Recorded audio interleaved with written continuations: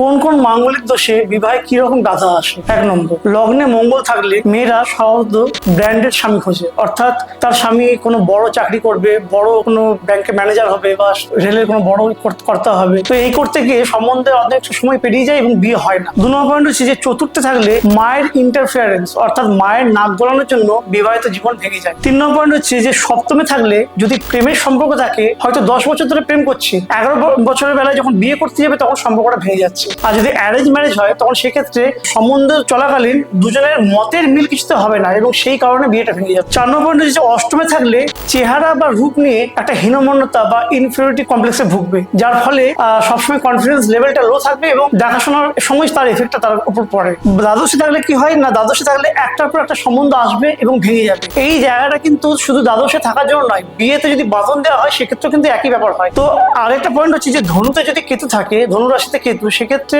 ভিন্ন ধর্মে বিয়ে হবে এবং সেই বিবাহটা কিন্তু অসুখী হবে।